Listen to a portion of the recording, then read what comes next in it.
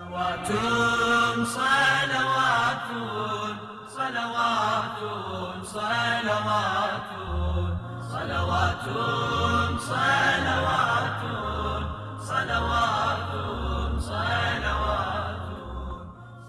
ایک روز امام حسن مسجد جا رہے تھے۔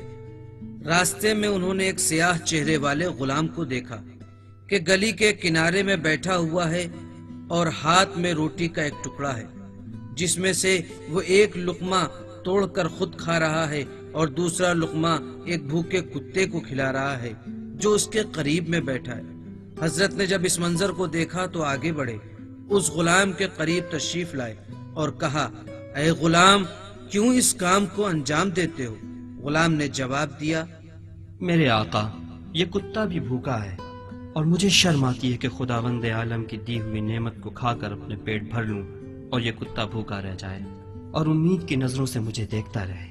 حضرت نے جب غلام کی یہ باتیں سنی تو انہیں اس غلام کے ادب اور اخلاق پر بہت تعجب ہوا اور انہوں نے غلام سے پوچھا، اے غلام، تیرا مولا کون ہے؟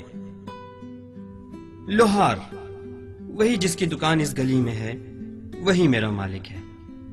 حضرت اس لوہار کی دکان کی طرف تشریف لے گئے اور اس لوہار سے چاہا کہ وہ اس غلام کو بیچیں۔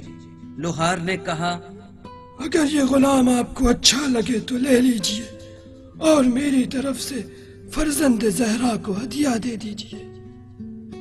امام حسن نے لوہار کو اس غلام کی قیمت ادا کی اور اس غلام کو لے لیا اور غلام سے فرمایا، اب جب کہ تو میرا مال ہے اور میں تیری قیمت ادا کر چکا ہوں، تجھے خدا کی رضا کے لیے آزاد کرتا ہوں۔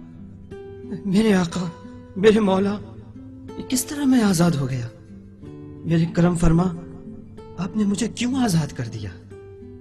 حضرت نے غلام کو قریب بٹھایا اور کہا، میرے بچے، جب تمہیں ایک بھوکے کتے کو دیکھ کر شرم آتی ہے تو مجھے بھی اپنے خدا سے شرم آتی ہے کہ وہ مجھے آزاد دیکھے اور تم کو اسیری اور غلامی میں جکڑا ہوا دیکھے۔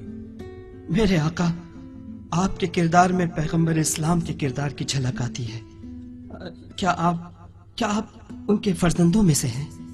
حضرت نے جواب دیا، ہاں، بالکل ایسا ہی ہے، میں حسن پیغمبر کی دختر کا بیٹا ہوں۔ غلام کہنے لگا، جی، کریم اور مہربان امام اور کریم اور مہربان پیغمبر کے نیک نوازے۔ حضرت نے جب اس غلام کی بات سنی تو اس کے لیے ایک چھوٹے سے باغ کو تیار کیا تاکہ وہ اس باغ میں کام کر کے اپنی زندگی عزت کے ساتھ گزار سکے۔ صلوات صلوات صلوات صلوات